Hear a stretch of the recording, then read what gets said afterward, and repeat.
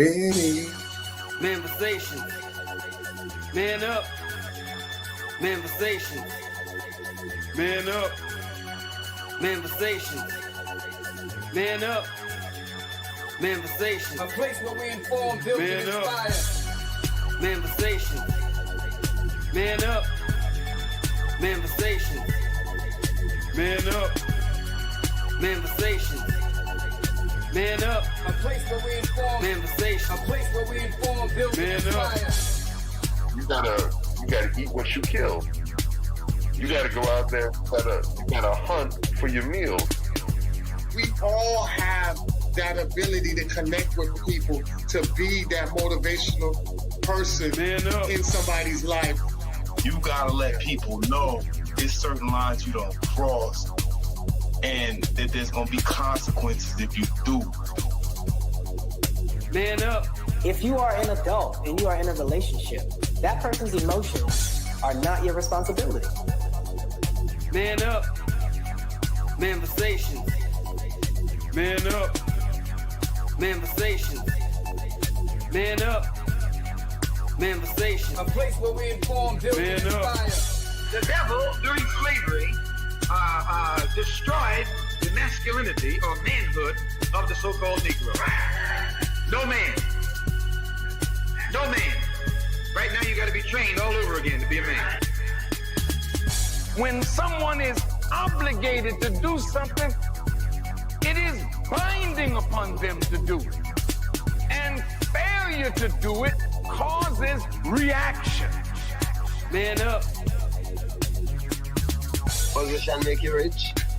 I don't have that type of richness. My richness is life forever. If that people knew that glorious path, if that people knew that glorious path, if that people knew that glorious path, then they would be more inclined to respect themselves. I'm not saying I'm going to rule the world or I'm going to change the world, but I guarantee that I will spark the brain that will change the world. And that's our job, is to spark somebody else watching us. A place where we inform, build, and inspire. Manifestation. Man up. Manifestation. Man up. Manifestation. Man up. A place where we inform. Manifestation. A place where we inform, build, and inspire.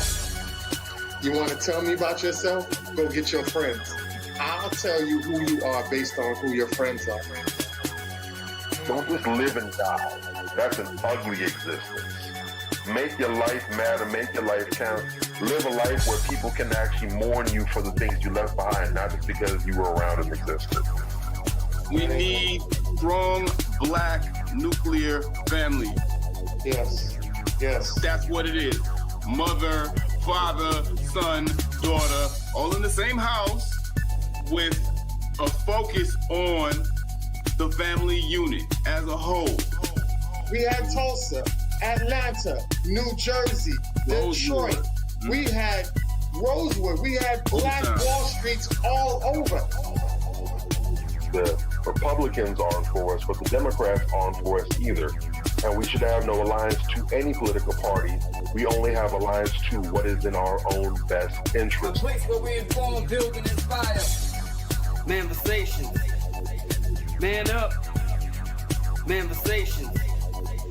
Man up. Manifestation. Man up. A place where we inform. Manifestation. A place where we inform, build, and inspire.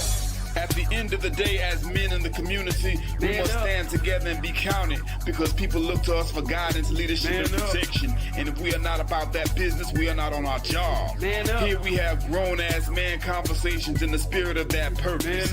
Anthony Malcolm, Bobby Drake, Major Gage. We are. This is Manifestations 2020. Manifestation. Man up. Manifestation. A place where we inform, build, and inspire.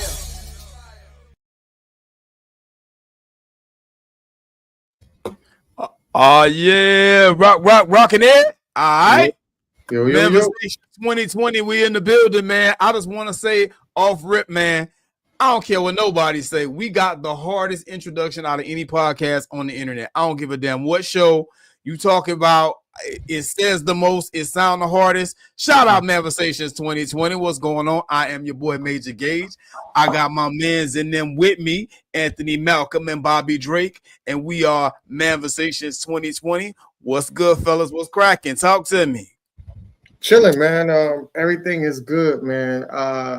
I definitely I think I had something that I wanted to bring out was I think there was something about a guy who oh man, it was a story that I wanted to bring out, but I guess I get to it whenever I see it. But it definitely was something that I wanted to acknowledge on some guys that did something spectacular, but we'll get to it when it get there. Okay. Well, we definitely going to talk about a lot of spectacularness on today's show. So much welcomed. You know what I'm saying? We're going to get on it one way or the other. If it ain't tonight, we're going to get to it. Bobby Drake, what you got before we get into it? Crack it open. What's up? Man, it is a beautiful day in the Manversations hood. We're doing lovely over here. We're supposed to actually have an interview on my boy's podcast this weekend. Shout out my brother Gabe Bell and Open Black Man Radio.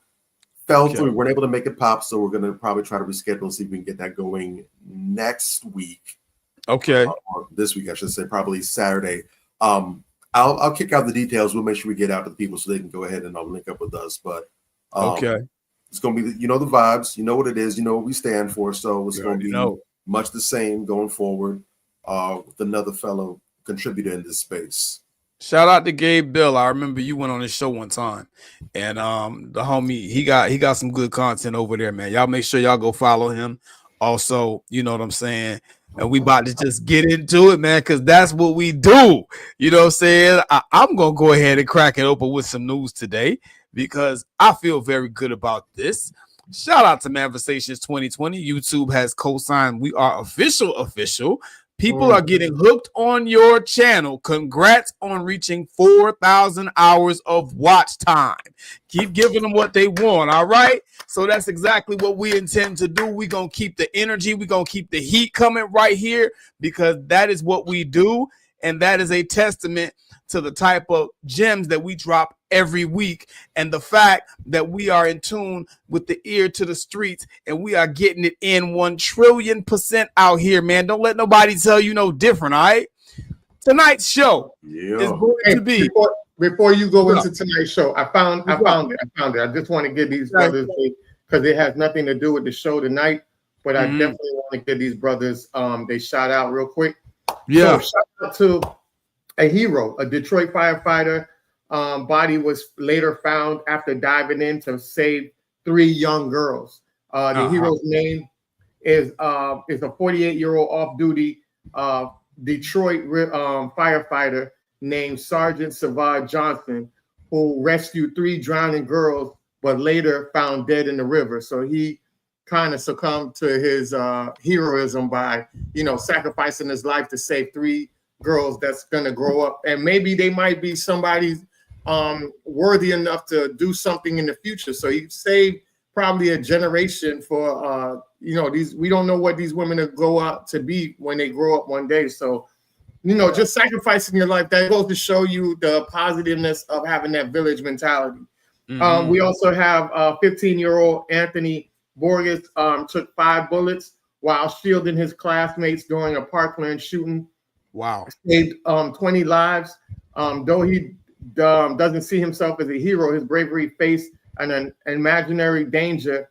Now recovering from multiple surgeries, he's reminded of his heroism. So, for him to save lives by taking 5 bullets to save 20 classmates, and miraculously he's here to live and talk about it, but he did have to go through multiple surgeries in order to make it, So I definitely wanted to shout out those 2 guys because so much times we always hear people saying that Black men don't look out or protect Black women. But when you hear these type of stories, it don't get filtered into the regular news to show a lot of Black men are either dead or in jail for saving and protecting Black women. That is correct. And even in the case of the young man, he's not even a full grown man yet. That's a Black boy stepping up and really putting his life on the line to protect and doing others. grown Yes, man things. doing grown man things. We got to push back against that false narrative, against that evil narrative. Shout out to you for those contributions, good brother. Appreciate you. You know what I'm saying? So you already know. We're going to get into it tonight, man. The disadvantages of interracial dating. And I'm just going to give you a little backdrop on why I decided to go and move forth with this show. Because for me, at the end of the day, you know, people saw this and they were, oh, why are you talking about people interracial dating? People are going to date who they want to date it. Yeah, people are going to date who they want to date. And I'm not here to sit up here and bang on you if you want to date outside your race. I did not say that you're going to hell if you're interracially dating. The title of the show is The Disadvantages of Interracial Dating, because a lot of us, we tend to go into these situations not totally understanding our position in the situation. And basically, this is just kind of a wake-up call, you know, a bat signal that I'm putting out there for a lot of our brothers and sisters that decide that they want to date interracially. I want you to understand the power dynamic that, hey, if something goes left, you are going to be blamed. You are going to be likely looked at as the person who is wrong. You are likely going to be the person who is arrested, even though there's conflict and turmoil between two people. As the black person, it's likely that you'll be arrested and the other person will not. It's likely that you may be killed and you may not get justice because the other person is white and the system really has a thing whereas they protect white folks. It just is what it is. That's the way that the system is set up. And so going into these relationships, you are often at a disadvantage. You know, as long as things are peachy keen is great. But when things go left, that's when you got a problem. And I always tell people the true measure of understanding someone's character is the way they behave when things go left, the way they behave when things aren't going well. Anybody can be roses and rainbows when everything is great. But when things go left, what happens? And if things go left and you are in an interracial involvement, a lot of times you're the one left behind the eight ball, as we're going to see today. I want to kick this off with some historical context as I'm getting into this topic, because people don't understand. You know, this demon, Carolyn Bryant Dunham, she died at 88 not too long ago. May she rest in peace. All right. This woman is the woman who basically set off the civil rights movement unintentionally, because she lied and said that, you know, this black man, you could see he's not a man, he's a young boy. This black man whistled at her and basically was trying to hit on her and trying to get at her, whatever the case may be. And they beat this young black man to his demise. You know, the white lynch mobs beat this young black man to his demise. And that is what set off the civil rights movement. And people really don't understand how this one event, the cultural impact that came from this, it had been happening. It had happened before, but it's like this was just the last straw. And a lot of black people from back in that time say they credit this with being the event, the straw that broke the camel's back, that started the civil rights movement. And so when you start talking about, they were not dating, but that's kind of the point, right? They weren't even dating. And, you know, it was so hot because of the lie that this woman told. The atmosphere was so hot that they lynched this young man. You understand? And a lot of those same tensions still exist in the white supremacists that power our society today. So understand very clearly, you know, you may love this person of the other race or whatever the case may be, but there's still a whole society around you that you have to live in and function in. And a lot of those people have the same sentiments towards you that Carolyn Bryant had toward Emmett Till. Remember that. All right. So with no further ado, you know, let's go ahead and get into it, man, because there's a lot to discuss tonight. I want to talk about this first, you know, because this is something that we don't see, right? Halle Berry ordered to pay Gabrielle Aubrey $16,000 a month in child support for their daughter Nala. The talks Aisha Tyler to pay husband $2 million in spousal support. according to court documents. Now, anytime a man and woman divorce, how often do you see where the woman has to pay the man spousal support outside of when a black woman is married to a white man? I'll wait. I haven't even seen a white woman paying child support to a black man. This is my point. You understand? Right. Anytime there's a divorce or there's child support, whatever the case may be, 9 times out of 10, if it's interracial, right? If there's a man involved, because you got 2 dynamics at play here. You got the racial dynamic and you got the gender dynamic, right? I just want y'all to peep game, because those are not the only 2. Those are just the 2 that I named. I can name more examples. But I want you to peep game of when there's a black woman and a white man, and that is the dynamic. These sisters are out here paying these white guys child support and spousal support. Name one time when you've ever seen a white woman pay a black man spousal support or child support. I'll wait. I got all day. It don't work like that. That's my point. You understand what I'm saying? So I want y'all to understand off the rip. This is where we're going with it tonight. You understand? There is clearly a racial imbalance when it comes to these type of things. I want y'all to check out this video too, because again, there's a lot to get through, but check this out and just feel me on this. Talk to me about where this comes from. I want you to see it.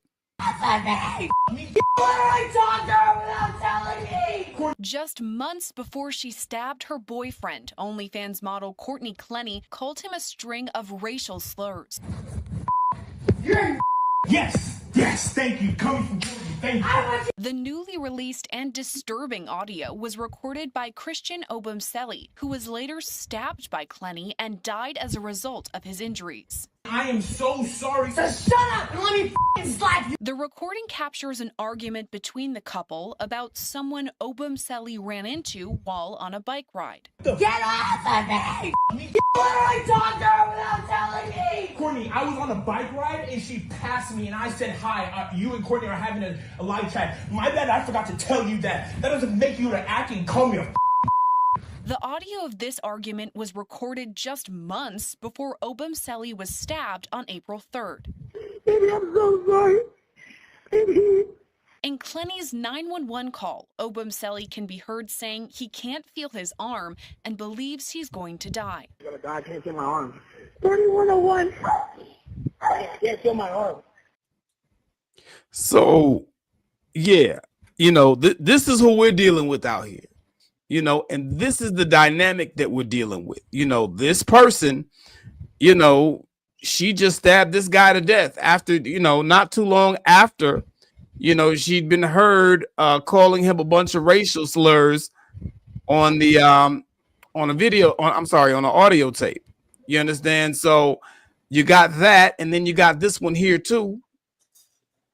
White woman suspecting of killing black boyfriend will not face charges in Georgia. Now, the other one we just talked about, Ms. Clenny, she is still in jail, and they're still trying to work that out. But this one here, Hannah G. Cobb, yeah, she's the one who, she was supposedly cleaning her gun, and it went off and killed this brother.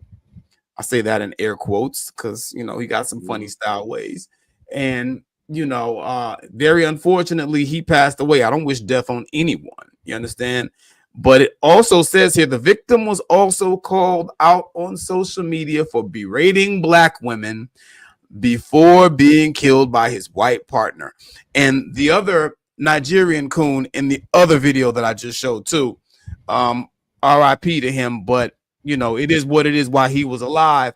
He also had a history of berating black women and black people more broadly. And, you talk down on your own women, you disrespect your own women, black women ain't shit, this, that, and the third, whatever. And in both of these instances, these guys who put down their own women to uphold these other women, got with one of those other women and killed them. You understand? So that's where we are with it. You understand? One of them still in jail, and they had to fight to get that arrest. They didn't want to arrest her. You understand what I'm saying? But one is still in jail, and then the second one right there, she's free. She no charges were filed against her. So it looks like she might get off. So talk to me about that, guys. What do y'all see on that? At the end of the day, people got to realize that narrative about Black people are 3/4 human, and dogs have more of rights than Black people do. When you see Black folks getting involved into interracial dating and situations like that, they're not going to put their white people behind bars like that. They're going to try to make sure that they get them off as much as they can, because it symbolizes free killing, right? Mm-hmm. And they don't want to waste a white life behind what they demonize as Black trash, because that's how they see us. So any incident where they could use any of these white folks to get a free killing, that would be a win in their book. And a lot of times, the sad part about it is that Black folks don't realize that they're in war, and one of the predominantly dope people of our times, Dr. Francis Cress Welsing, ISIS Papers. This is a Bible for Black folks if you don't understand that part of it. Extraordinary book. Definitely something that people don't understand when she talked about how when Black people and white people have children, the joke is on the children. And I think that went over a lot of people's heads. I did a segment way back in the day on a radio station that I had called The Voice 305, and it was on somebody else's platform. And one night I did a segment on interracial children, right? Mm-hmm. And people don't understand the hardship that a lot of interracial children go through. So even just bypassing the fact of being killed by your mate, even if you are in a so-called healthy relationship with a person that doesn't look like you, the children suffer deeply. You might see your relationship as a success. Oh, I loved who I love and it worked out perfect. But your child is going through a heavy identity crisis. And when I tell you 3 hours, you would be shocked at the amount of stories that a lot of these biracial children have. And most common is that they're not Black enough for the Black people and they're not white enough for the white folks. So they're stuck in that gray area of loneliness. And a lot of times they have to improvise and go above what they normally are to try to fit in. And psychologically, that holds a lot of weight on them. So even in that aspect, people don't talk about it. But when you see things like this, these are free killings that people get away with. And you got to understand, you're in war. You're at active war with these people. So anytime they could get a loophole or anywhere they could get off of letting this person killing the Black person for free, they'll do it. And always remember, and I'll land my plane with this. Remember, a lot of you guys be trying to get your way out of the court system by not doing jury duty. These people are 83% on the jury. So if 83% is a high percentage of people that don't look like us, guess what? They have a code of conduct we don't. And when they'll fight with themselves. You can have white men and feminism with white women, and they'll go battling all day on the internet. But when it comes down to us Black folks, they know how to get on code. And they know how to get on code in those courtrooms, and they know how to present back a non-guilty and letting somebody ride free for killing them. And I land my plane on that. All facts. Very well said. Yes, when it come time, get your ass in court. Don't be trying to skip jury duty. I love that. I love that you said that. Bobby Drake, what's up? Talk to us, man. What you got? Absolutely. I love that part that you said just now, and because that's a very big deal. A lot of times we like to treat jury duty when we get summoned as some sort of big old pain in the ass. Like, oh gosh, how do I get out of this? But the reality is, unfortunately, we will sit back and we will throw our duty away. And we don't understand, as they all been saying, that we are behind enemy lines. And so we'll see. And the thing is, when we get these cases, most of the time, we don't know what case is going to be put in front of us. Even when we have the defendant there, the attorneys, whatever, we might not even necessarily recognize what trial we're dealing with, because we're assuming that if it's something big, high profile of interest to us, it's going to be in the news. But you have to understand how things work with us. When it comes to certain cases, they like to try to keep as tight a lid on things as possible to not let it go up, because they understand the power of pressure from the public and how it's going to obscure the misdeeds that they're doing in the background. So when you are called for jury duty, especially if you see that the defendant looks like you, it is of the utmost importance that you not try to find ways to get out of it or to dismiss or say crazy wild things to get set off the bench. Because if this is indeed a case where a brother or sister is getting railroaded, you being on that jury could make the difference between life and death. Yes. Think about these cases we've seen where these race soldiers have been exonerated and have gotten off. Imagine if you had the chance to be on the jury and you could have made the difference. Because remember, when it comes to the jury's decision, the decision has to be unanimous. Yeah. So there's 12 people on the jury, 11 people are all saying, hanging from the gallows, railroad him. You have the power to be the one person to say, no, it's not going down like that. Let's review the facts of the case again. Let's look at this again and see what we can see. You have the ability to be an advocate for that person. Yes. Yes. So we have to take that opportunity very, very seriously. And I had the chance once, and I legitimately had to bow because I actually had to travel for a family funeral the day before. But it hurt my heart to do it because I saw as a brother. I didn't know what the situation was. Yeah. But I wish I could have been there for him. And I often wonder what the outcome of that case was. I tried to look for it the next day. I couldn't find his name anywhere. But if he was innocent, I hope that he was exonerated. I hope that he did get a fair chance in the criminal justice system. But as far as this goes, man, you know, I like to rely on the wisdom of our elders, the people that have paved the way for us, man.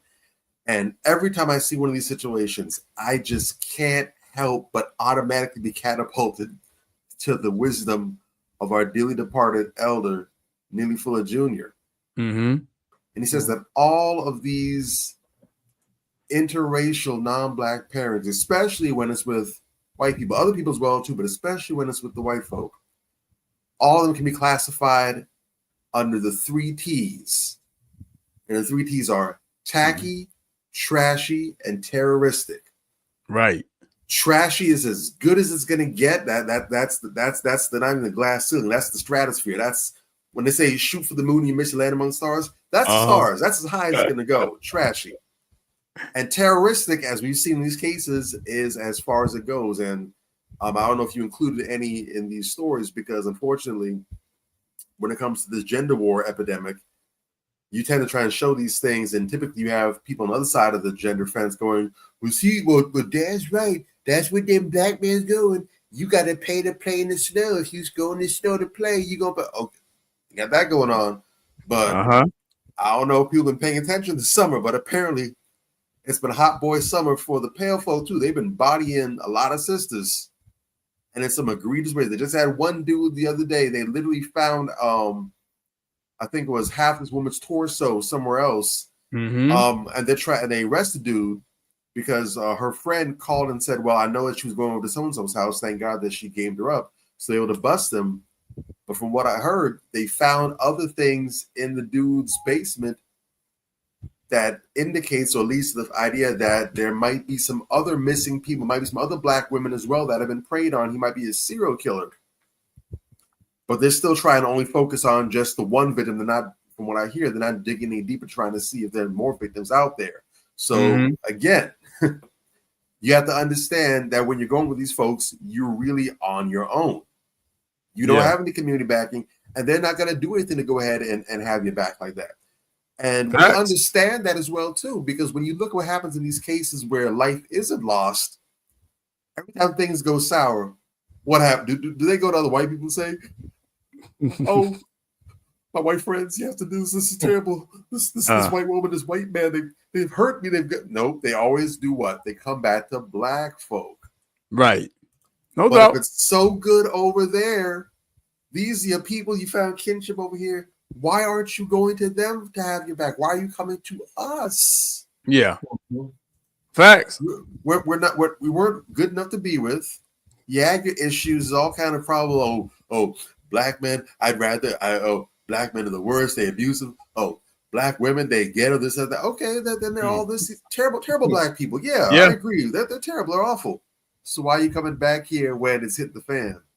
Well, this is what it is, man. That's what we're going to talk about tonight. We really got to get off of that because these are Jedi mind tricks. See, the thing is, these are games that we play.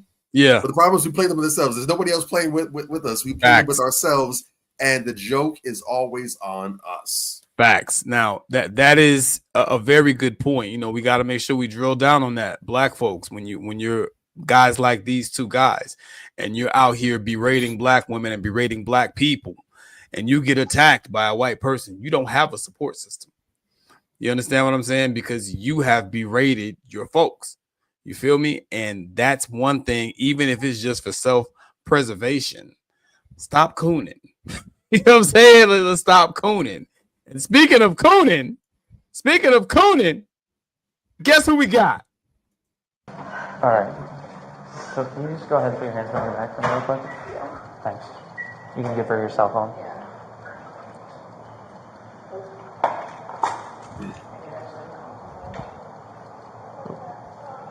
What are you doing? I'll tell you in a second. I'm just detaining you for right now. Is that too tight, right? No. Okay. Just don't twist your hands too much. Go over to my car and I'll explain everything to you, okay? Am I being arrested? I'll explain it to you in a second, okay?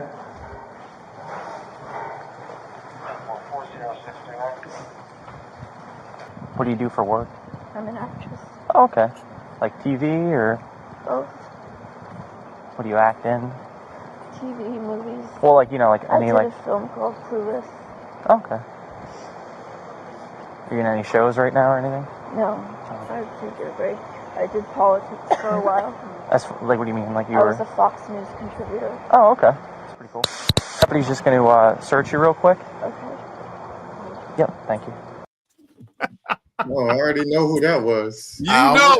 Speaking of cooning, I didn't recognize though she mentioned Clueless. Like after okay, Clueless, like Oh. Yeah. Speaking of cooning, all right, we got Stacey Dash in the building, and I brought that up for a specific reason because when you read about the arrest later on, it says that Stacey Dash claimed that her husband and kids conspired to have her arrested. And if you read down into the article, you know, Dash states that Marty and his 3 kids conspired to have her arrested. Originally, Dash called 911 on Sunday and claimed that Marty had her in a chokehold.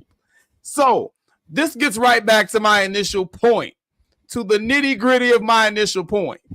You are a black person, a black woman at that, in a relationship with a white man, though, right?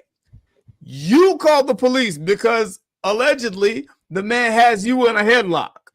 The police come out there to check on the domestic violence situation because you, a woman, are in distress in a domestic violence situation. The cops get there and take your black ass to jail. All right? But I'm again, this is one of these self-hating Negroes. Every time you see her, she's banging on black people, banging on black men, you know, talking about how black men ain't shit. She had a whole secondary career at Fox News doing that shit. And this police officer, this scumbag, let me tell you how slick he is. You understand? Because he knows it's Stacey Dash. So on the way back to the car, he asked her, so what do you do for a living? She understands, because he wants to invoke that in her. He wants her to say, oh, well, you know, I'm in entertainment. I'm an actress. I'm a star. Who arrests somebody and asks them on the perp walk, what do you do for a living? I'll wait. Then she starts talking about what she does for a living because he already knows that she's on Fox News. He already knows all of this. Oh, are you on any shows now?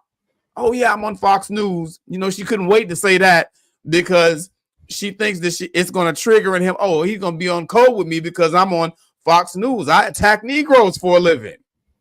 He said, all right, turn around. We're going to go ahead and search you. That shit was priceless. I mean, none of that shit worked. You understand? And this is the point. She found out she was a negra. You dig? Because even on her license and on her federal paperwork, people have put it up. I mean, it could be AI, but back then when they did this was before AI started popping. But it showed her picture and it showed race white. You understand what I'm saying? So in her mind, she's a white woman. And she thinks that she's done better than the negras by, shuffling over with masa. You understand what I'm saying? Again, you can have a white person that you love, that you're really into, doesn't make you a coon. But when you talk down on your own people and you disrespect your own people to uplift another race of people, well, now you're a Sambo.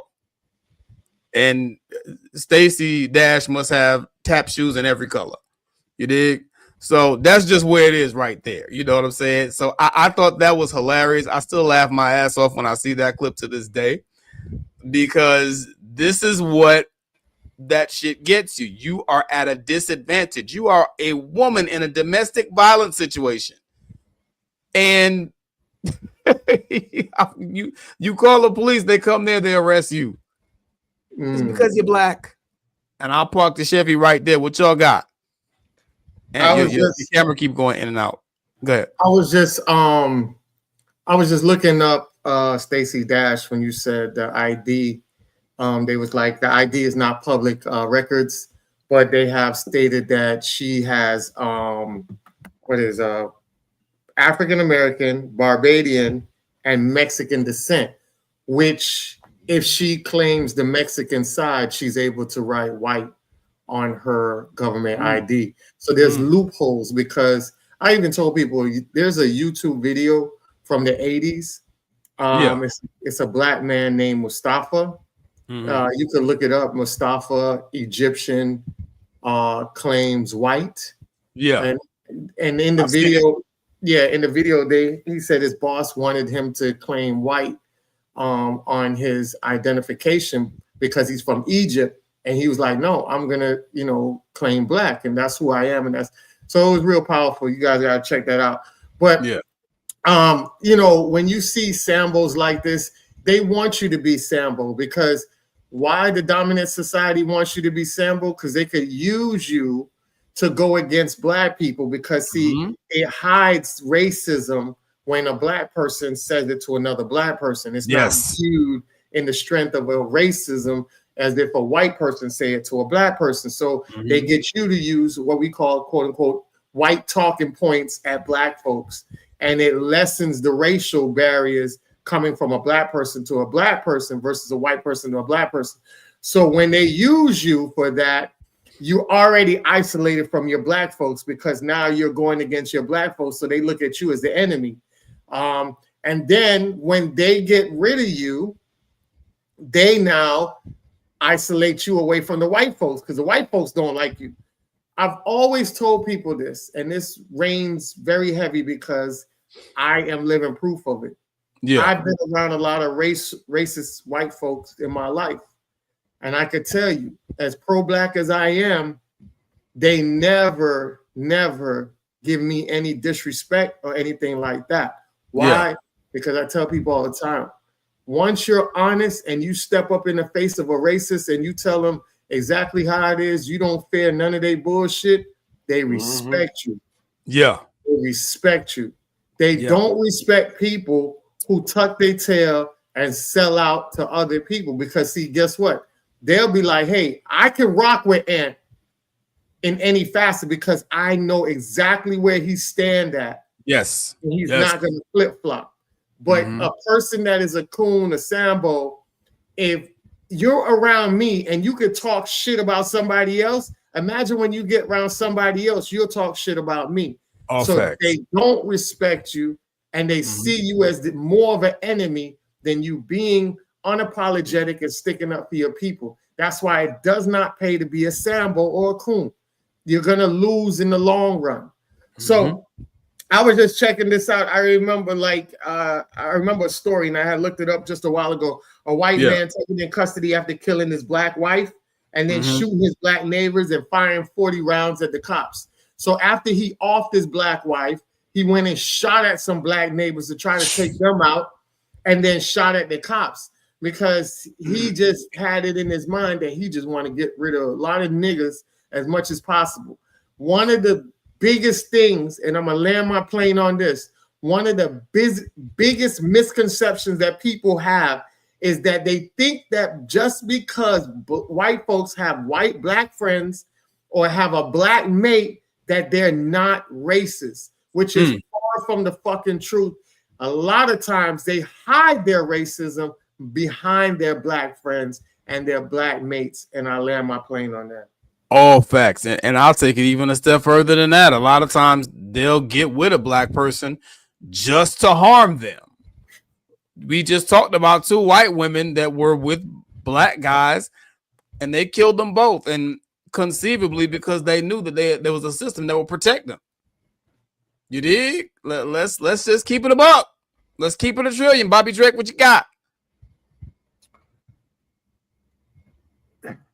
You know, the funny thing is, and I'm not sure how we ever got to that point where people started coming to the conclusion that, oh, because you have a black spouse, you have black friends, you work with black people, you hire black people, whatever, that means that you can't be a racist, or you're probably one of the good ones or whatever.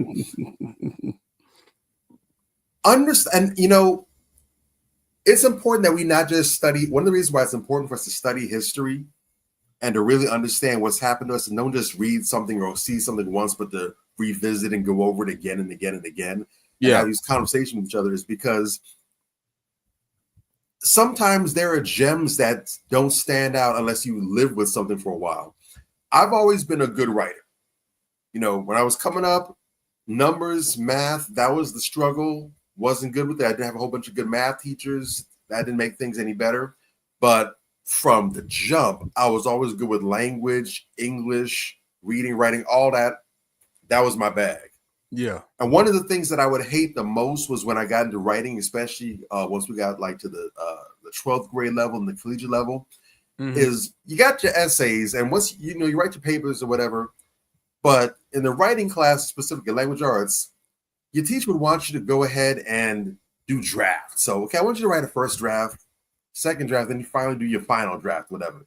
And that used to always piss me off because I wasn't a draft writer. Hey, I got this hot 16, man. Once I drop this is the final draft. They ain't gonna get no better than this. Yeah. So anytime I would take an L in a paper, it would always be because I didn't satisfy the criteria for the draft process. And it's like, I'm like, look, I don't do drafts.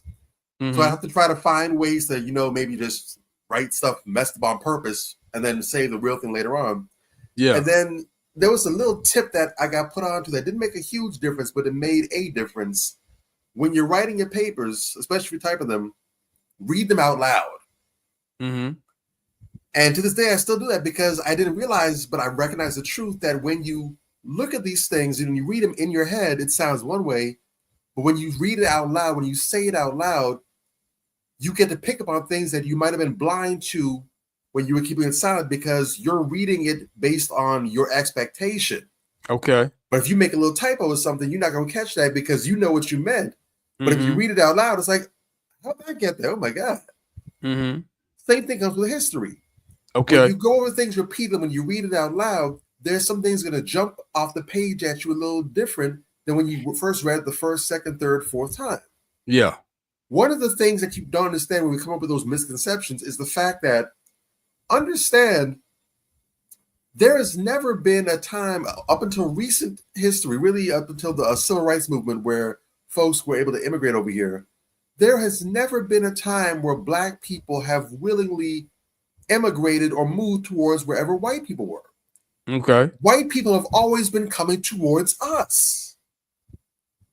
It was many, many moons ago. It was white people, it was the Greeks and everything coming to the mystery schools in ancient Egypt and Kush and Kemet, learning from the mystery schools, bringing back what everyone now thinks was philosophy and all these sciences, but they got that from Black people. Okay. When they went looking to enslave Black folk, They enslaved the black people that were living here. They enslaved the black people that were living off of Africa. They always brought them to us. So white people have always made their business to come where we were. On these plantations, you only had about a handful of white people. A small family, maybe some of the white workers, but these white folk would be outnumbered in some cases 10, if not 20 to 1. Okay. So they've always been around black people. They've always been having sexual relations with black people. They've always been employing black people, always having black people cook for them, raise their children, take care of their houses. They have always been surrounded by black people. Mm-hmm. So the idea that, well, because they're dealing with us now, that makes them good ones, no. They have always been around us. We could never get rid of them. That's the problem. Mm-hmm. Yeah. So facts. We have to rewire in our brains this idea that being in close proximity means affinity. No. Mm. And if there's one thing white supremacists love, and Professor Blatchford always talks about this, they love a good joke that takes a long time to pay off. They will go ahead and set the groundwork, the foundation right now. All of a sudden, the mousetrap comes up. 20 years later, it took a long time, but damn, that punchline is heavy. Facts. And we see that all the time with your Stacey Dashes, for example. Yeah. All right. Yep. So you got to be mindful about that. White supremacy always breaks its tools. Don't nobody get to leave the game unscathed. So we need to do a better job of understanding history and the present and having these conversations out loud. That's why what we're doing right now is so important, because if you don't talk about it out loud, if these new ideas don't get to bounce around in your ears, there's a lot of context that you're going to miss, and you're going to get caught out here with the pants down. No Diddy. Facts, man. Look at him. The ain't that's so real. You know, let's stop with this. Oh, these are some of the good ones, or whatever the case may be. You got to see people for who they are. And 9 times out of 10, when somebody's, you know, rotten or whatever the case may be, they've shown you that. Here's another example of a situation that got crazy with somebody who, you know, again, it doesn't really appear that, you know, they did anything, but they was black.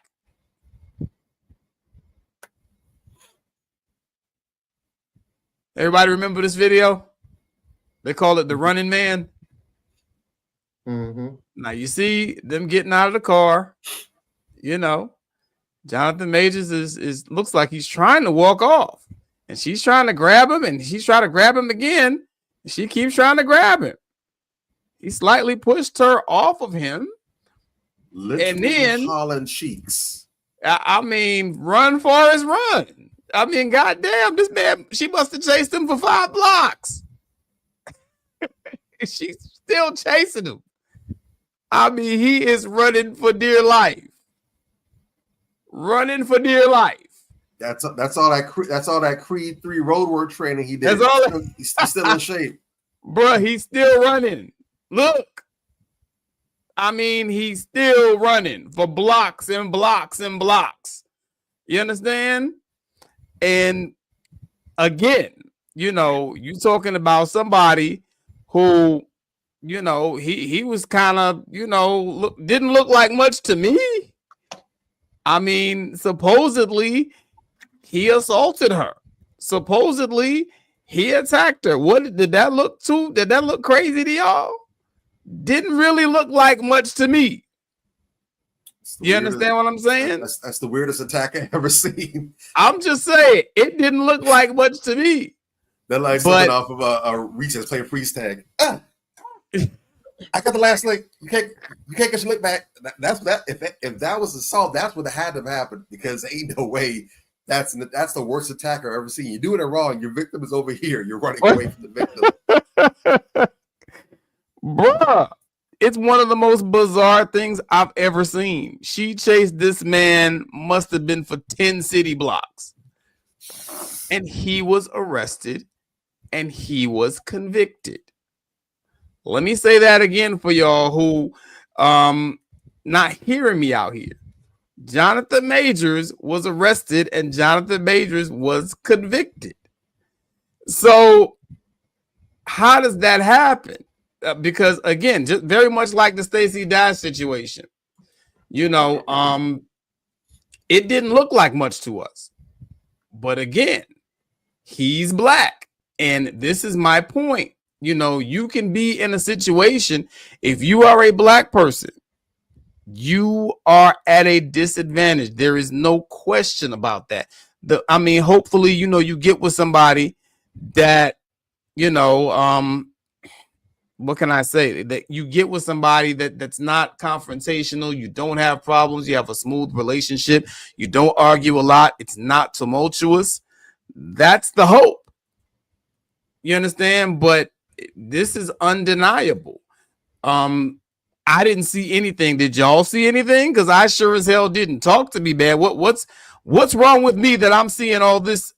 I'm seeing nothing, and the authorities apparently are seeing doom and gloom. What's the problem?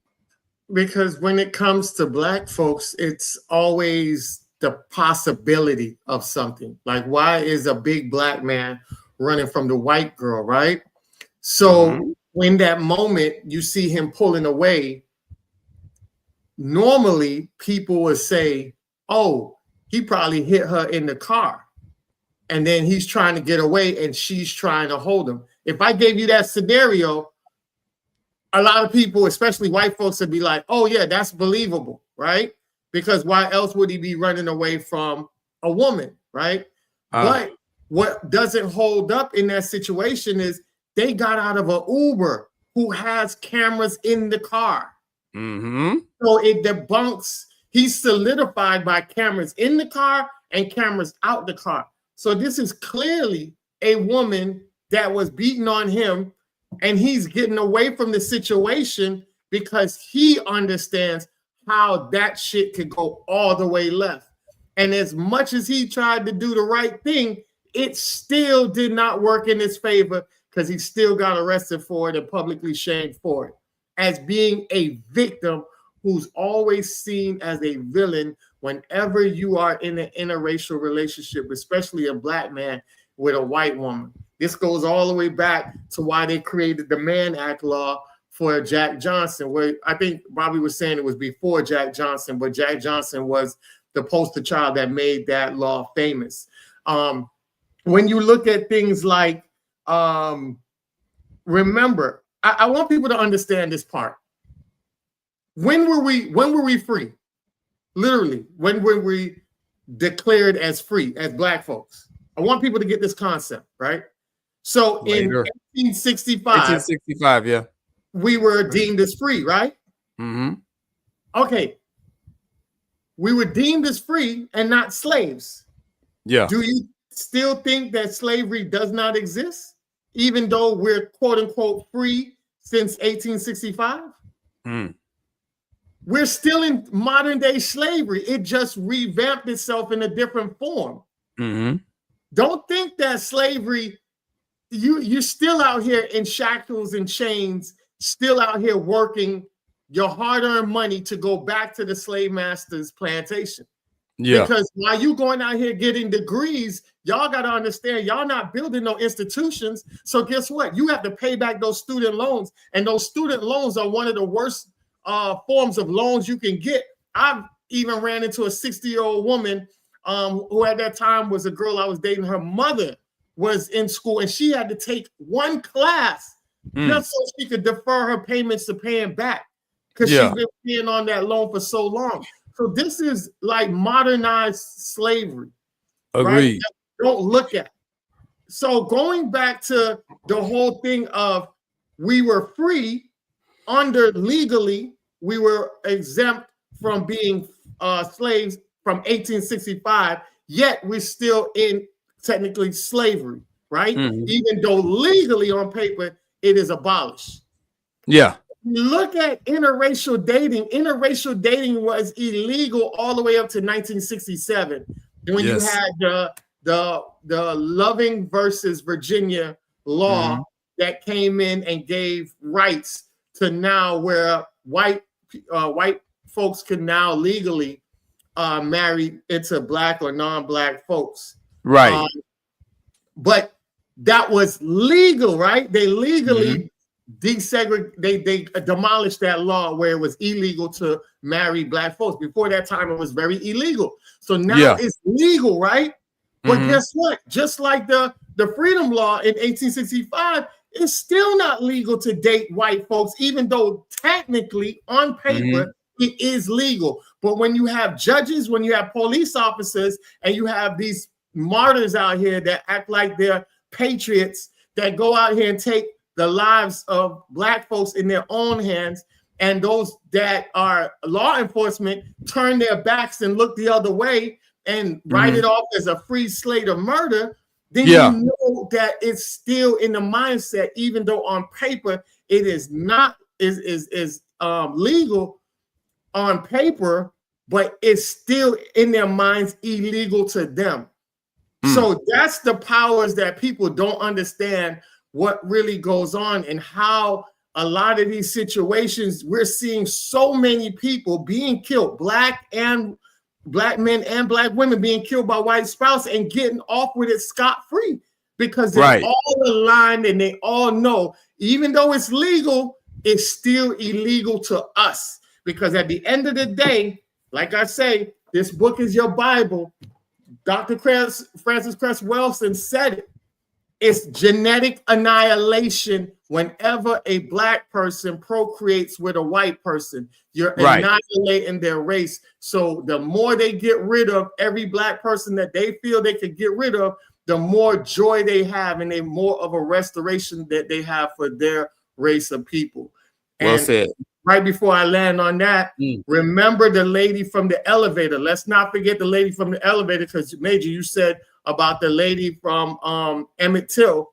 But remember the lady from the elevator. The man tripped up and grabbed the woman's arm, and that started the burn down and the race war of all the Black Wall Streets being burnt down, especially in Tulsa, Oklahoma, where that was the originator of the whole fire that burnt down in the first place. So because of that white woman's lie, just like the lie of Emmett Till, that became another part of the destruction of black community as well. And I land my plane on that. Well said. Well said. Bobby Drake, this what we got right here, man.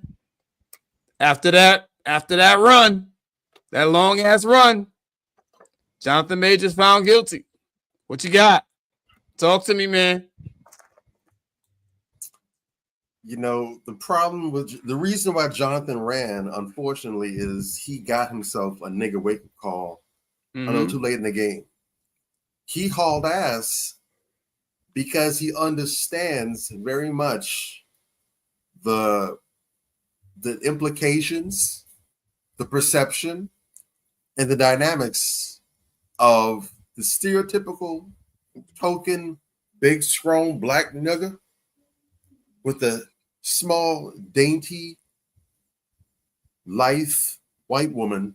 Yeah. And he understood and recognized this is every single racial setup that's ever happened since we all been on the soil together. He should have ran from her when he first saw her. Yeah, when he first thought she looked good, when she first thought this was somebody I should be with, that's when he should have first hauled ass. And I can imagine in my mind that he was trying to run his ass all the way back to that first day so he could slap himself and make him do a 180, walk the opposite direction. Too late. You have to understand that there are, and when we speak about these things, let's be clear. This should go without saying, but we're not saying this because we don't see non-black people as human beings or anything of that nature. But you have to understand that when it comes to interracial relationships, this is not a level playing field. Yeah. You have to look at the politics that go into this. See, that's the number one issue. When it comes to dealing with interracial relationships, there is a whole politics, there's a whole set of governance and rules that exist that you have to understand if you're going to play this thing called interracial dating and relationships properly. Most of us are unwilling to do it. Those of us who are have made what I think would be the wise choice and said, you know what, it's not worth it. I'd rather be with someone who understands me, who's from the same background as me, understands my life, my struggles and everything, and not go through all this.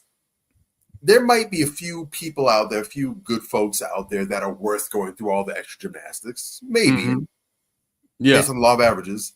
I would venture to say, I don't know how you're going to figure out who that is. So what is the point of doing that? Because you have to understand, Oscar Wilde said it best. Everything is about sex except for sex. Sex is about power. It is. It And is. so you have to understand that even if you're with a genuinely good person, we're still human beings. We're flawed. We have our emotions. Even the best of us, the most logical of us, we get in our feelings sometimes. We say and do things that we don't mean. We hurt people. We hurt people that we care about. Yeah. But when you have a particular advantage over the other person, that carries a different level of responsibility. If I got this big old flamethrower with me, I can't just run around and be all reckless. I got some of the dangers with me. I have a different level of caution that I have to showcase. Yeah.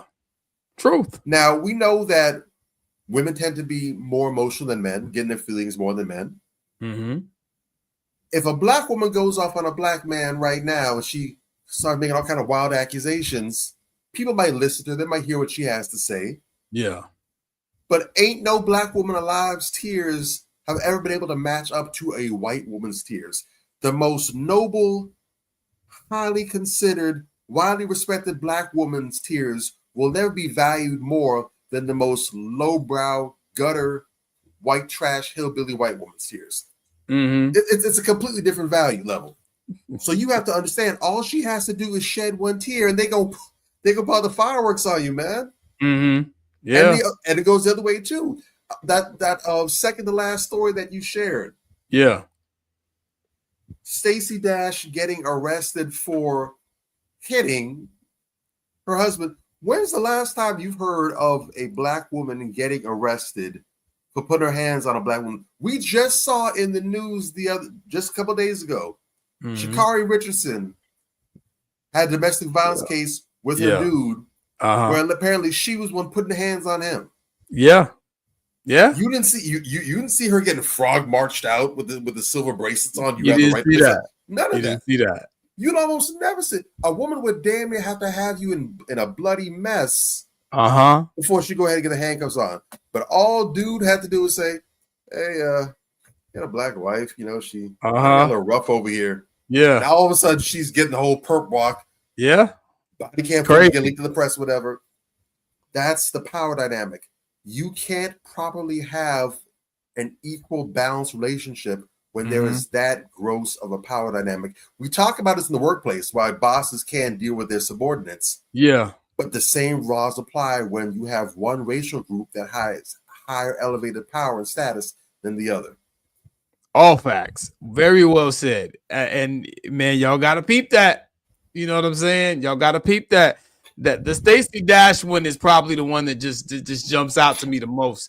It just makes my head explode because famous celebrity, and not just a black woman, mind you, a famous celebrity. Yeah. An A-lister at one point. She has her phone book would kill all y'all's. And she called the police and they got there and threw her black ass in jail. Just so you know, you got to see things for what they are, fam. And so now we're going to roll into one of my favorite segments. Let this sister take it away, Bobby. She's off limits. And now it's time for trending celebrity news. Take it away, fellas. I'm sure everybody's heard the news by now that I will not be returning to ESPN. I found out this information a little earlier in the week. And really, the only thing that I really ask is, like, guys, could we wait until Monday? My brother's going into the Pro Football Hall of Fame. I really wanted to be about him, and I wanted to be about my family. I know this coming out will overshadow everything that he's worked his entire life for. The first two brothers in the Pro Football Hall of Fame, and this is what the headline's going to be for the next couple of days. So there's that, right? And then, we can go on just a little bit before we break it down, but I want to just kind of build up to what informed that. I mean, this guy got cases all over the damn place, and he's always in the news cycle for the wrong damn reasons. Shannon Sharpe accused of sexual assault, battery, and $50 million civil lawsuit. That's what kicked it off. You understand what I'm saying? And then we heard not too long ago, a few days ago, that ESPN parts ways with Shannon Sharpe following settlement of rape lawsuit. And then, I mean, this man just can't catch a damn break. Shannon Sharpe and Chad Ochocinco sued for $20 million by viral Usher concert goer. You understand what I'm saying? So, like, Shannon Sharpe is just in the news for all the wrong reasons. And I think if there were a poster child for how interracial dating can blow up in your face, what's up, Captain Flynn? For how that can blow up in your face, it will be either Shannon Sharpe or Diddy. You understand what I'm saying? And we don't know. I mean, with Diddy, we kind of do know he's guilty of something shit. You know what I'm saying? But he's guilty of a lot. He's guilty of a lot, but he's not guilty of what they charged him for. You understand what I'm saying? And that's the issue. But Shannon Sharpe, to a lesser degree, we don't know if Shannon Sharpe's guilty of anything. You understand what I'm saying? But the point of the matter is, you put yourself in these positions time after time after time. I have once in life seen Shannon Sharpe with a black woman. That was Nicole Murphy. You understand what I'm saying? Shannon Sharpe is like he's got a fetish for ugly white women. You dig? Because every white woman I see him with looks like Big Ethel from the Archie comic book. I don't know what the hell Shannon Sharpe be seeing in these women. You understand what I'm saying? But for whatever reason, you know, he's always got a white woman up under him.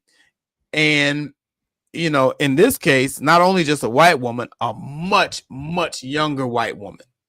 You know, little frail ass white woman. And I don't know if Shannon Sharpe got the memo. You understand what I'm saying?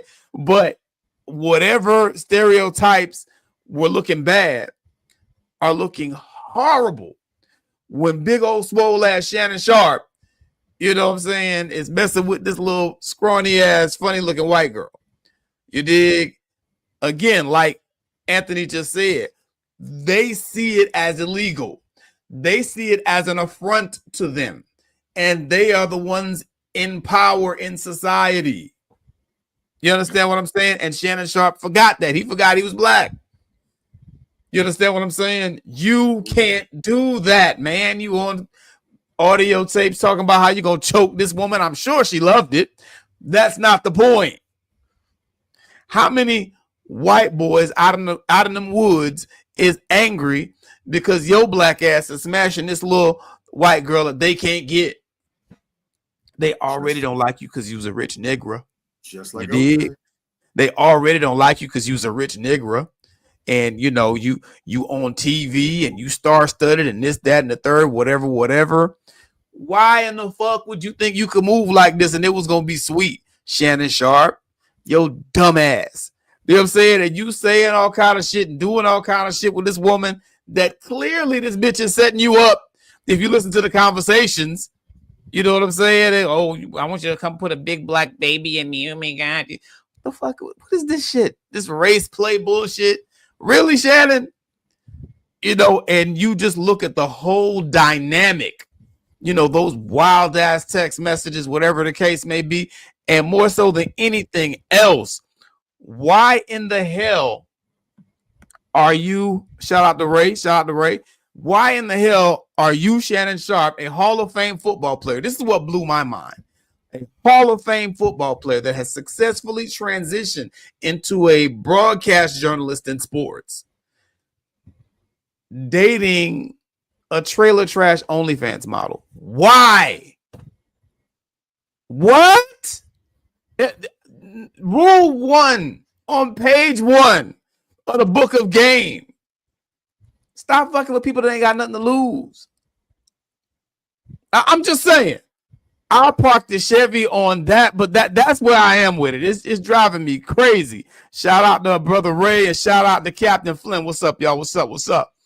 Talk to me, man. What's up? What y'all got?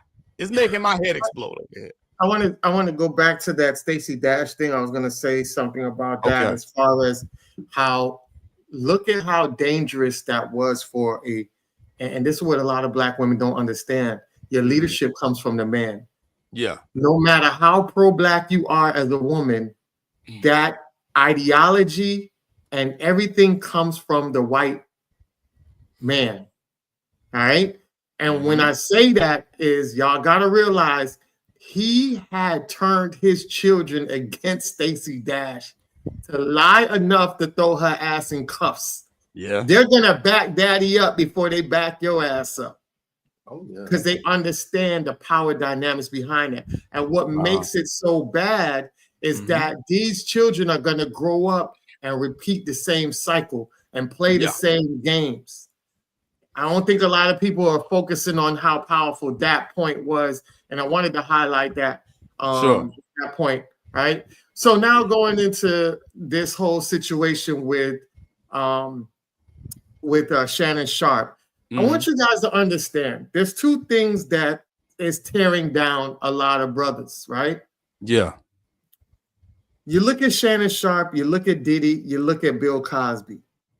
What the same thing that they have in common is dibbling and dabbling with non-Black women. Yeah. Right? Heavy. And it got them in some serious situations. And it's like the reality of it is it also ties in with no dick discipline. Yes. All of them don't have dick discipline. All of them, and except for Bill Cosby, he should know better because he was married and was playing outside and got caught. Ridiculous. A lot of these dudes ain't married. Shannon Sharpe, you grown as fuck. You supposed to be married. Everybody's scared about this. Oh, I go to marriage, she take half. There's ways to be strategic about it. Shout out to the soccer player. Shout out to the Nigerian fighter who put shit in their mama name so that way they're protected. Also, you could do trust funds and stuff like that that can protect you while you're in marriage. There's agreements that you can put in place to strategically make sure that you're making correct chess moves so you don't lose the money that you claim you don't want to lose. Because when you're out here and you're not under a covenant and you're playing like that with no sexual discipline, you're standing to lose more than ever. If your wife takes from you, you still have a decency of brand and have sympathy to garnish from your followers to say, yeah, we know a lot of women do that, man. We got your back. And some of them will pour out their own pockets to support you if you got a Cash App or just feed into your subscriptions or whatever. But when you're out here dibbling and dabbling with randoms like that, and you go down like that, everybody's laughing at you and pointing at you. You should have known better. Yeah. I think a lot of people don't understand that part of it. And Dr. Umar, I was talked about that when Dr. Umar, I did an interview with Dr. Umar in 2014. I got pictures with him. I did 2 of the most powerful interviews, and the dude who platform it was on won't release the content. But when we was off camera, I told Dr. Umar, you need to be out here with a wife because it gives you an added covenant. After that, what happened to Dr. Umar? After 2014, when I had that talk with him, did he get conscious stripper? Exactly. Yeah. He got fucked by a conscious stripper, right? Mm-hmm. Yeah. And I never got the interview behind that to talk about that because I warned him off camera. You need to get a wife and solidify you. That's one thing that I can respect. Tariq Nasheed, he got himself a wife, got himself some children, and that man is protected away from all of that bullshit. Facts. Phil Scott too. Yeah. You know what I'm saying? So people got to understand when you're out here running like this, you have to strategically align with who you need to align with. And for Black folks that's out here, that's not we're more in a financial deprivation, and we need to start accessing and linking up and resourcing together. The most powerful person you can unite with is somebody from your own race because they understand you. A white woman is not going to understand the battles that a Black man go through. A white man is not going to understand the battles that a black woman go through. That shit is on a line. You're giving your resources back to another community. All type of bullshit goes on. Yeah. We got to get back to the fundamentals of what made Black Wall Street great. And that was aligning ourselves up correctly, getting a code of conduct, and being out here and being a force. When you're outside of that alignment, all of this shit is going to fuck you over. And guess what? You said that every minute he's in the news. And guess what? Guess what else is in the news? And what's happening? You're losing you're losing money.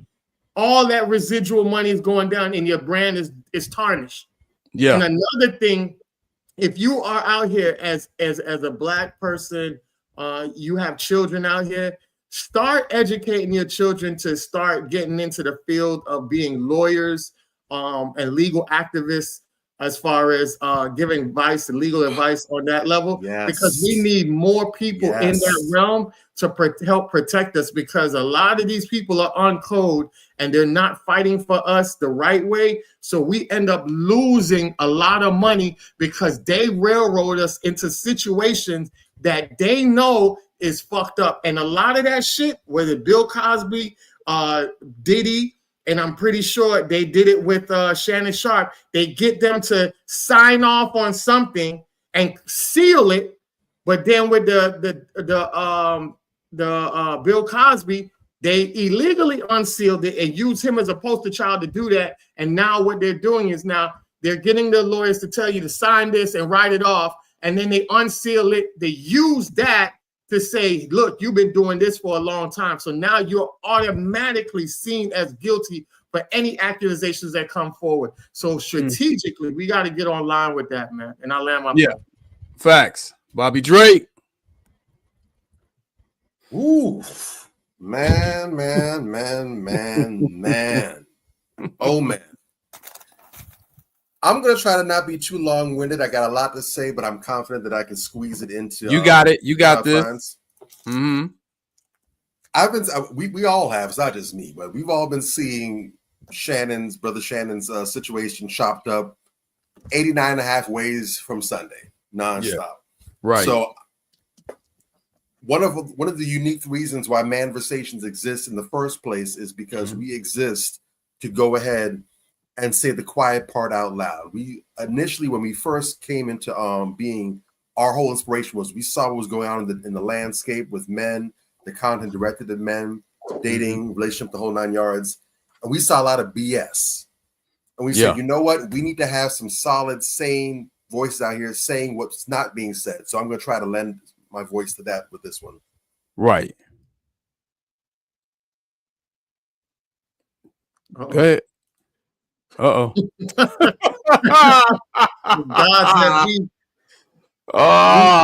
YouTube hating on you, my G. Oh man, are you there? Yeah, go ahead, Bobby. You got it. They know I got gasoline. That's all right. You got gas. That's all right. Get him, Bobby. One of the reasons what you said was so important, Anthony, is the fact that, and I keep saying this, I'm gonna say till the day I die, professional athletes are arguably the dumbest on the planet when it comes to dealing with the opposite sex. I'm not saying that to be funny. These football players, these basketball players, these pro athletes, they are the most game goofy males out there with the opposite sex, and it is not their fault. Nowadays, it wasn't always that way. No, it's not their fault. It's not their fault, because here's the problem. They never had the opportunity to develop that skill set. As soon as they reached puberty, as soon as they got into to middle school, high school range, when we first started dealing with the opposite sex and everything, by that point in the game, for the most part, it was almost a foregone conclusion that these brothers had a pretty good shot at making it to somebody's team. They've been playing Pee-wee ball. They've been playing Optimus, Pop Warner at the junior high level. So everyone could see the work being put in. Everyone could see the talent. This guy's gifted. He's going to go places. You know, he's got that golden arm. He's got that crazy vertical jump. You could see that he was something special. There's a pretty good chance he was going to be a big-time athlete. And so around that time, when the rest of us average Joes were trying to talk to girls to getting rejected and redirected and boy bye and all this, and we had to learn how to navigate through that, they were on the other end of the spectrum. Girls were coming to them, not just girls. But some of the most attractive girls, the girls that we all in school were had crushes on, man, I want to take her to the prom, all that. We were trying to get at them. They were trying to get at the athletes. And so everything was literally handed to them. They never had the opportunity or the need to develop a personality, how to talk to women, how to deal with that. They told stupid, whack, corny jokes, and the girls laughed like it's Dave Chappelle performing for them in the flesh. So they, by default, don't know or don't have the skills that the average man who's good with women has. Okay. So you need a solid woman in your life because you don't have the tools or the skill set to deal with these women. That's why a 19-year-old woman can come up and basically run game on 57-year-old old ass Shannon Sharp. Yeah. A 57-year-old Southern brother like Shannon Sharp should be able to have a whole damn harem of women, if anything. Mm-hmm. Yeah. This chick hasn't even been alive for more than half of this man's football career, and she made off with more money than he made his whole career. That's crazy. But if he had a good woman inside, a good wife by his side, like you mentioned, that door closes. You can't do nothing with that. Mm-hmm. This is the main bulk of what I wanted to say. I'm gonna let it go after this. Yeah. I said, because it was a deep, profound thing that was being talked about. And I jumped in and I said, hold on, just had it right here. Where we go? I said, part of the issue that we have to be honest about, and that doesn't get said, is that our motivations in life play a huge role in our outcomes. A lot of men aspire to riches for the sake of acquiring vices, and it tends to be those same vices that take them out. They want to be rich so they can spend money on houses and cars, jewelry, and everything else. They want to ball out. And what happens after a while? Most go broke from overspending and go in debt, in fact. Mm-hmm. So they end up in actually in a worse situation than before they had money. They were better off being the same old regular person. Now they're in a worse financial hole. Mm-hmm. They want to be rich so they can have access to the finest women. And what happens? Hella child support cases, sexual assault suits, you name it, all kind of women trouble. You can have fun and enjoy your wealth once you attain it. You're supposed to. But your motives, your purposes for acquiring it, they should be noble. They should be lofty. The money should be a force multiplier for doing good for your family, doing good for your people, and doing good for the world. You don't have to like the Bill Gateses, the Steve Jobs, and all those other people, but there's a reason why you seldom hear about these millionaires and billionaires who are always giving money to charity, always funding life-changing research, always engaged in giving back. You seldom hear about them facing issues like this. Mm-hmm. And the reason for that is because their purpose isn't to ball out Raiders or to get pussy. Their purpose is to serve. Yeah. Even if they got the wealth through questionable means or ethics, how they use it goes a long way to insulate them. Money is a tool. It's like a rope. You can either use it to climb higher or you can use it to hang yourself. And that's especially profound with Shannon Sharp because he was on the record saying a while ago, I think it was on Chad and Ocho, his show with Ocho Cinco, was talking about his daughter's wedding. And he was bragging, almost arrogant, about how he wasn't going to go ahead and spend any big money on a wedding for his daughter. I remember. Better go make some caviar, some spaghetti. You better go do that. Yeah. And now you don't give way more money to this other broad than you ever have given to your daughter. Look at you. When your purpose for paper is selfish, you have no protection. Facts. A lot of these dudes that get hemmed up, if you check their resume, you don't see them being about service. It's all about how could this paper benefit me and only me. And that's why they're vulnerable. Dudes that give, they don't get targeted like that. There's a reason why, and there's a reason why you see all these other ads getting hemmed up.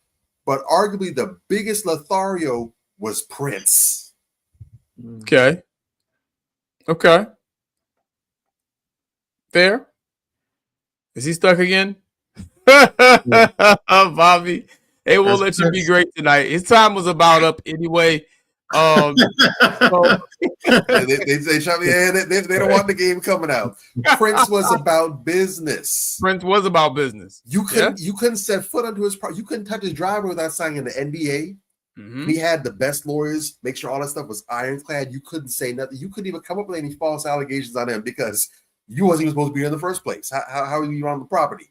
All facts. He had a business, but he wasn't game goofy. And another thing, one last thing. Okay. You also have to be mindful about the people that you kick it with. Facts. Chad Ocho Cinco Johnson is a brother that's been notorious, again, for being about his business, similar to Prince. Very frugal, not wasteful, handles his business. You don't see him getting into any nonsense. True. But because he's attached to Shannon, look how they're coming at him through Shannon. So now Shannon Sharp is the vehicle for getting at him for some other nonsense. Now they're trying to go ahead and bleed that well. Shannon's hot right now. We're going to see if we can get Ocho Cinco on fire too. Yeah. Brothers, hear me well. If you got these dudes that like playing these kind of games, but that's not what you're on, you need to go ahead and get you some separation between the two of them. Facts. Because rest assured, when they ship is sinking, that force is going to start sucking you down too if you're not careful. Be mindful that Chad ain't even do nothing to nobody. Yeah. And they're trying to get his paper just because he happens to be cool with Shannon like that. It is what it is. I mean, it's a little bit of a situation with Chad and Shannon, and why the second lawsuit is coming around. It's something that was totally avoidable. You know, they really need to chill with the chatty patty shit. You two grown men, not two grown women. You know, yeah, you can talk about social events, but when you start getting gossipy, you dig, you do gossipy things. That's what's going to happen. It's going to blow up in your face. That they're going to have to pay that lady something because they were actually in the wrong in that particular situation. But again, like you say, because of his proximity to Shannon Sharp, you know, and his propensity to just go along with shit that Shannon Sharp does and says because Shannon Sharp is the main attraction. Well, yeah, you hear, you know what I'm saying? But a couple things I agree with just about all of what you said, but I can't agree with that. It's not their fault because of the simple fact that, you know, we all reach an age of adult accountability. You know what I'm saying? And yeah, maybe in school it wasn't their fault, but when you grow up, you need to figure it out. You understand what I'm saying? You got to. It's not their fault, but it's their responsibility. It is definitely your responsibility. And I would say it's even still their fault because they never took care of their responsibility. They are going through life with this mentality where they don't prioritize things that grown people prioritize. In the Bible, it talks about that. When I became a man, I put away childish things. Oh, facts. You understand? And these guys are not doing that. There are plenty of guys that are doing that. You understand what I'm saying? That had the same, you know, okay, the girls and everybody else, everybody came to them. They didn't have to work on their personality, but they figured it out. You understand what I'm saying? So these guys also have to figure it out. And, you know, it's just one of those things, man. Like, it has to be done because the thing is, when we take the heat off of them, it gives them an excuse to, oh, you know what, people do this all the time. Well, you know, I was raised like this. I was raised like, man, fuck that shit. No. But go ahead. No. I agree with all that. We're on the same page with again. Yeah. What happened to them wasn't their fault. If someone right now picks you up, tosses you in the back of the car, drives you 50 miles out in the wilderness and drops you off out there, it's not your fault that you got dropped in the wilderness. You didn't do that. You didn't go out there. That happened to you. Right. But getting home is your responsibility. You can't sit out there and say, well, man, I'm still out here because, you know, I got kidnapped, man. I don't know what to go. But see, that's exactly what they're doing and get the way it's supposed to be. But that's what they're doing. They are sitting out there. Hey, I just dropped off in the woods. Well, see, that's the part on them. Now they can say that, and it's true. That's not a lie. They didn't do that themselves. But again, what you're responsible for is getting yourself to a better place. That's on you. Now you can say that. Now, if you're saying this was done to me and I had to work to get myself elsewhere, kudos to you. Taking that initiative. But if you're using that as a crutch, that's not going to fly. That's not going to cut it. That's what they're doing. And see, another reason, and that's one of the reasons why I hate the idea of celebrity. I hate it because it's so devastating. A lot of these brothers, in addition to that, they also have a lot of insecurities. I talked about motives and why you aspire to things. A lot of brothers are aspiring to riches, not only to do all these things, but because they're trying to patch holes in their upbringing. There was a lot of lack. There was a lot of times when they didn't have anything. They saw other people with things and they just wanted those things. And now their whole mindset is, I want to try to, you know, make up for everything I didn't have. But that's dangerous. I would say that's dangerous. Go ahead. You need to be a whole person before you get this, because when you have wealth, when you have access like that, that's power. But if you don't have, if you're not healthy, if you're not a whole person, as we see, that power that you have can collapse on you, can crush you, it can be devastating for you. So you need to make sure that you're in a whole place, operating from a whole healthy place, so your power, your platform doesn't go to your head. That's why we celebrate Malcolm Jamal Warner for all that he's accomplished. He was always a whole person. So that's why you never hear him getting any issues. That's why you always see everything he's doing is positive. You see his purpose, you see his drive, his vision, because he's not out here trying to make up for lost time and, oh man, I couldn't do this when I was younger, man, so I got it. No, we got to kill that. If you came up in lack, that's one thing, but you need to understand that that does not define you. That can empower you, but that doesn't define you. You got to move beyond that. So again, we have to grow up. What happened to us when we were young wasn't our fault. We had no say in that. We were children, we were young. Those are circumstances. But we cannot stay there. And if we do not make the effort to move beyond that, we're going to be crippled and decimated by it. Yeah, I agree with that. My thing is, I agree with what Major was saying. It's a difference when you're a 5-year-old that gets kidnapped and taken out to the desert, because you're young, you don't know nothing, you don't know awareness. As much as your family teach you, you're not in the mindset to know that. But if you're 21 years old and you get taken into a desert, nigga, it's your responsibility of why the fuck you should be accountable for getting abducted in the first place. Why the fuck you didn't have a gun on you? Why ain't you looking at your surroundings? Why you gotta take accountability for your ass being abducted? Because guess what? You're saying it as if somebody survived, but nigga, that could have been the last time a motherfucker see you. It's your responsibility to make it home safe by any means when you get to a certain age. So yeah, when you get to a certain age, that's why I never tell young guys to go out here and get married off rip. Go ahead, live your life, but do it responsible. And then when you get ready, you find a woman that you are and you settle down. But as a grown fucking man acting like a fucking teenager with that mindset, I would never co-sign that shit. And that's why motherfuckers get into a lot of trouble, because of that ignorant ass mindset that's non-disciplined. Malcolm Jamal Warner was very fortunate to have a lot of mentors around him and a lot of people that shaped him in that way, on and off the sets. So he, even speaking of his name, you could tell the mindset of his parents. So that's why he was very solidified on throughout his whole legacy. But a lot of people they don't have that. So I get what you're saying in that aspect. But when you get to a certain age, nigga, you need to find them. There's young teenagers here that can hear about us and say, hey, I would like Bobby Drake or Major to mentor me or mentor me. Yeah, start it. It don't matter how grown you are. If you need help, you need help. Don't be ashamed of it. Because if you don't ask for help, your ass going to be in a situation that you wish you asked for help. All facts. Good exchange, brothers. Good exchange. All right, so get to one of my favorite parts of the show right now, man. We gonna turn up, because that's what we do, man. We turn up. You dig? Check this out. This is the Crown Check segment where we honor our queens. Respect. Judge, if you have an ounce of empathy for the hardworking students who bring you March Madness and merch, if you believe that education is not second to entertainment, you must vote for the affirmative.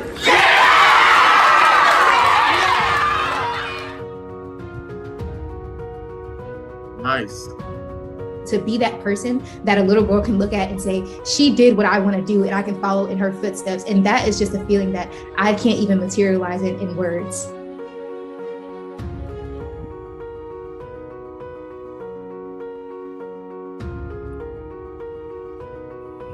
Those who are looking to get into debate, I highly encourage it. Debate has altered the way that I think. Things that I would just take as face value or that I would take as law, now I question. And it's always a thing to have, as you can see, have a platform, because it is a majority male field and a majority not filled with minorities. So it is a place that needs to be filled with girls like us so that we have that representation in all spaces. Nice. Shout out to young Imani Stanton and Jayla Jackson, those young sisters going to Harvard, showing up and showing out in the debate competition. That is tonight's Crown Check. Those are some powerful young sisters, and I love to see that. Solid. You understand? I would love to reach out to their parents and get them on here. That would be I was thinking that. I was definitely thinking that. I mean, they're grown now. This was a couple years back. They're grown now, so we might be able to get them on. But on some realness, that was so inspiring to me, because in a world where you always see, you know, Meg Thee Stallion shaking her ass, and Lotto shaking her ass, and Ice Spice shaking her ass, and Nicki Minaj talking about nothing, and the whole cast of Basketball Wives just promoting fuckery and degeneracy. I like to see young black women using their minds. That's what I'm talking about. That's what we need out here. Yes. You know, and being in something, whereas your value, what is valued is what you know and what you can contribute intellectually. That is a big deal. You understand what I'm saying? Go ahead, Ann. What's up? No, I said, did you peep what she said that was so powerful though? She said, I peeped a few things. She said, me being in debating changed my mindset. Yes. Because let me tell you something. When you're in a debate, you have to have a chess-like mentality. You have to debunk and rebuttal what people say to you at a speed. Yes. So motherfuckers can't come at her with no damn bullshit. And I love that, because now she understands like more purpose to her life now. She sees it. So that way, all that Megan Good shit, she's not running that route. She's not going that route, because she sees value in this route and want to inspire other young girls to do that. So, I think you meant Meg Thee Stallion, but I see you on that. And look, I'm not trying to beat up on those women that I mentioned. However, you're not trying to beat a dead stallion. I'm not. I'm not trying to beat a dead stallion, but there is an imagery and a cultural debauchery that they promote in their music, in their actions, and so forth and so on. And I pray for them. I hope they mature and eventually do something more productive and promote that to our young women. But right now, I got to call it down the middle, and it is what it is. I even like some Cardi B songs. I like a couple Meg Thee Stallion songs, but I still see what it is that they're doing. You understand what I'm saying? And that goes for anybody. I don't have no sacred cows where I can't call somebody out because I like something about them. Who cares? You know, this involves the community. And when I see young sisters in this climate where you have hardly any representation in the mainstream media of positive, strong thinking black women, and they're honestly in a way that is what's the word that I'm looking for? They're honestly and in a way that is so pure, making this conscious decision to put their mind first and get into something that involves thinking and not being down with all the bullshit. That just gives me so much hope. I feel fulfilled when I see that. You understand what I'm saying? It's a beautiful, beautiful thing. Man, that gave me all the hope in the world. So go ahead, Bobby. Take us home, man. What you got? No, man, I'm very encouraged when I see that. I'm very motivated when I see that, because again, and I just want to kind of reinforce that point even more. It's not just that they're in an activity that causes them to think, but push them to think critically. Yeah. For those people who've never actually done debate, I don't mean just debate with your friends on the corner or whatever, but for those people who've never actually been in an actual organized structural debate, it isn't just that you go and push the points, whatever. Sometimes you're given topics that you probably wouldn't even considered yourself. Yeah.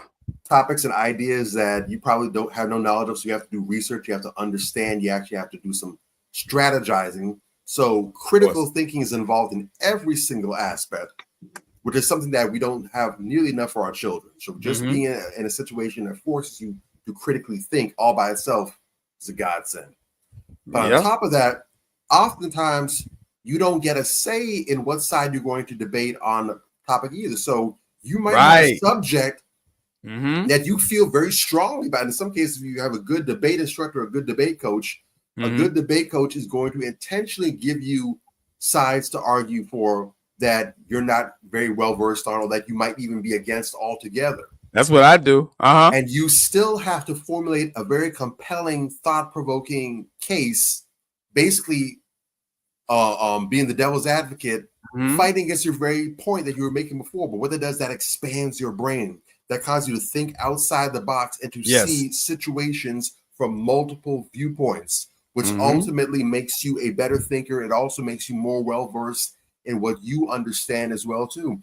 Some of the best debates and conversations I've had have been people that are on the complete opposite side of what I think and believe. Yeah. Facts. And there have been a couple cases where their case was so compelling they changed my mind. But in most cases, what they presented didn't change my mind, didn't change my belief of what I thought about it, but it made me think and look at what I believe better. So it made me more well-versed in what I think, what I believe, and what I understand. And it caused me to expand in a way that I would never be able to if I was just in the echo chamber. But they were thinking the same way I'm thinking. So for sisters, especially for women in this world, because there's a lot of negative elements that try to prey on women and take advantage of women. There's a whole cottage. The world, to a large extent, depends on keeping women in a certain mental state. So when women are able to critically think, it's robbing and taking dollars out of their pockets, and I love to see it. I love to see it. That's what's up. Hey, man. I'm not giving no pass to no Megan Stallion and no Cardi B. Them hoes is 30 years old. You know who else was 30 years old? Muhammadiyah was 30 years old when she came out. Fuck. Well, listen, Bobby, I'm sorry, not Bobby. And I'm not giving them a pass. Again, I'm not giving them a pass. What I'm saying is I'm not going out of my way to bang on them right now. Right now, I'm just mentioning them because of the contrast that the young sisters. I don't want to take the moment from the young sisters. That was my point. Yeah. I have big problems with them. You understand? Yeah. But again, you know, that they maybe one day, you know, they'll come to God or whatever the case may be. But yeah, at this time, they are causing a problem in the community. Look, go ahead, at Bobby. the end of the day, stand on your work. Facts. That's what it comes down to, period. That's it. And I don't feel like being politically correct about it. The reality is, what your work is going to speak for itself. If people have something to say, that's because of you. There's a reason why we're banging on them, but we're not banging on these two sisters here. Right. Right. I have never heard anyone say or get all in their feelings. We're all critical or, you know, all sensitive because you give them compliments for doing a job well done on something or doing the right thing. All facts. It's always the people that know they're in the wrong or doing something foul or getting called out for BS that want to get in their feelings. No one ever got offended because we're getting praised for getting an A+. Well, that's real. Why are you praising my A+? Some people got F's. Why are you not giving them praise? You never heard that nonsense. You've never heard it. It only happens when people are caught out there doing BS and they're getting called on it. So the same way how you will graciously sit there and accept praise for doing the right thing, when you do the wrong thing, you gonna get this work too. I ain't mad at it. Again, if you don't like it, all you gotta do is change. You just gotta pivot. That's all you gotta do. That's real. Simple. I'm with it 1000%. But again, I don't want to take too much away from those sisters. We start talking about Meg and all these other people, and we take away from them. This is their moment. So that being said, those young sisters are extraordinarily powerful. Black women more broadly. You are brilliant. You are beautiful. You don't need to be out here selling yourself short and making a damn fool of yourself. You know what I'm saying? Be like these young sisters. You know, I love to see young people, male or female, but we're in the crown check right now. So we're talking to the women. I love to see those young women get out here and flourish. So that's what it is, man. We got to let them flourish. Bobby Drake. Purpose overrides trend. Always. There it is. There it is. That's all I'm saying. Bobby Drake, take us home. So that is the end of another broadcast of Manversations 2020. We hope that you appreciate what we had to say. And again, we really want to get y'all to understand, again, we're not necessarily saying one way or the other how we feel about interracial relationships. We're not saying that you need to avoid them altogether. We're not saying that if you're in one, you need to get out of them. We're also not saying that you need to start exploring them and you should go ahead and get into them.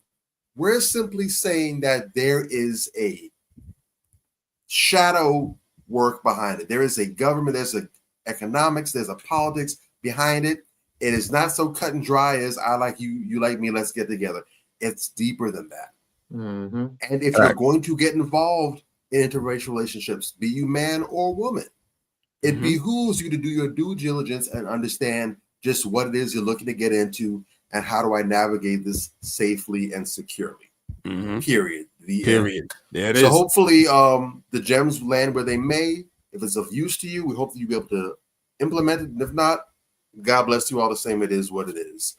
I'd like to thank you again. Next week, same time, same place. We're here again. Like, share, subscribe, pass this on. In this day and time, this is valuable, vital information. Make sure as many people get their hands on as possible by sharing word of mouth, looking up with us. We appreciate our Facebook fam. We appreciate our YouTube fam. We appreciate our IG fam. Thanks for kicking it with us live in the chat and recorded. Make sure you click the bell icon as well to subscribe to all notifications. When we go live, 8 p.m. Eastern Standard Time, you know that we are in the building and it's time to go ahead and get gamed up.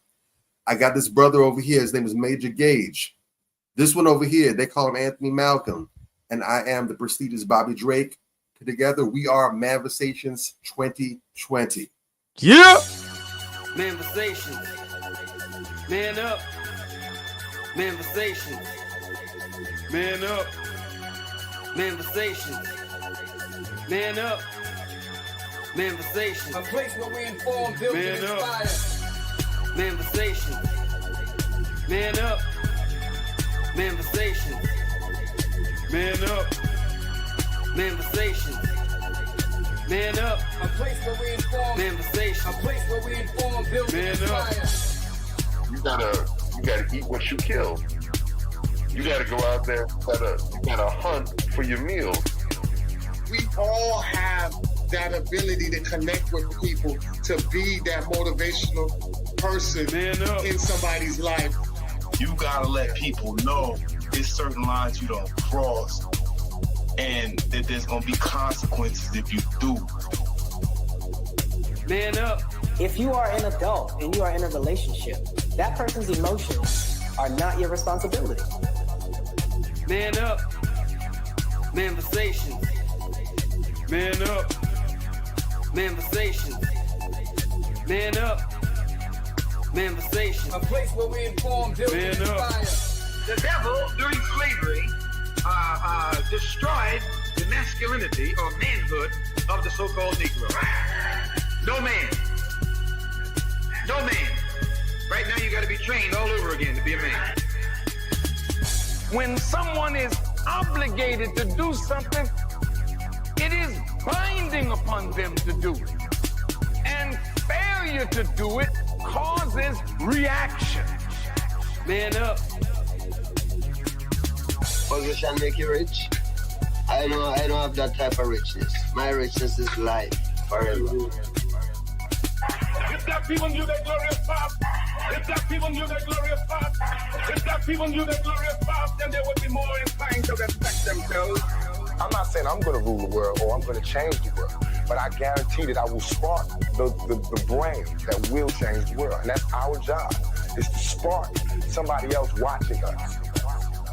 A place where we inform, build, and inspire. Manversations.